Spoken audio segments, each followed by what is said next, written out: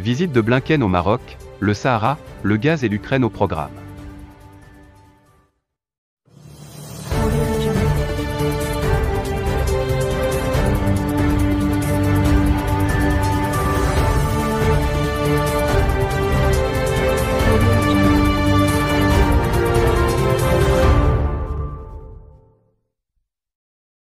Dans un contexte régional critique, le secrétaire d'État américain se déplace au Maroc pour tenir une série de rencontres avec de hauts responsables. Cette visite sera l'occasion pour consolider la position de Washington sur la question du Sahara et faire participer Rabat dans les processus de négociation sur la crise ukrainienne. Le communiqué du département d'État américain n'évoque pas directement la question du Sahara marocain, précisant seulement que le ministre des Affaires étrangères rencontrera son homologue marocain et d'autres hauts responsables pour échanger des points de vue sur les questions régionales et la coopération bilatérale, ainsi que pour promouvoir les droits de l'homme et les libertés fondamentales. Parallèlement, le secrétaire d'État américain aura des entretiens en Algérie avec le président Abdelmajid Tebboune et son homologue algérien. Outre les droits de l'homme et les libertés fondamentales, ils parleront, selon le communiqué, de la stabilité et de la sécurité régionale, de la coopération commerciale et d'autres domaines d'intérêt commun. Dans ce contexte, Nabil Andalousi, chercheur marocain dans les relations internationales, a affirmé, dans une déclaration à Express, que cette visite intervient 2 semaines après que son adjointe,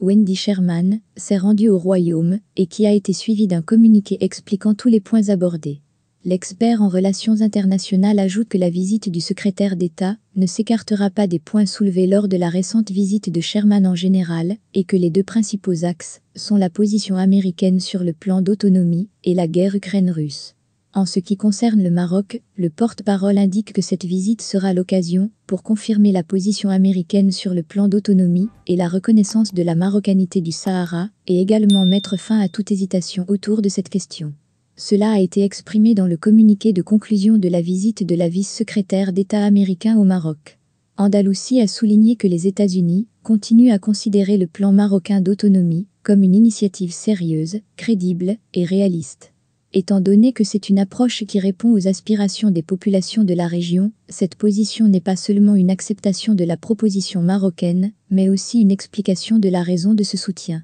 Le chercheur marocain a souligné que la visite du département d'État américain visera à obtenir le soutien du Maroc pour ses positions concernant la guerre Ukraine-Russe, d'autant plus que le Royaume est un partenaire très important de l'Organisation du Traité de l'Atlantique Nord. L'objectif du ministère marocain des Affaires étrangères à travers cette visite, a ajouté Andalousi, est d'extraire une plus grande clarté et une position sans ambiguïté concernant la position américaine sur la crise simulée de la marocanité du Sahara, et d'avoir une position claire, définitive et non interprétée.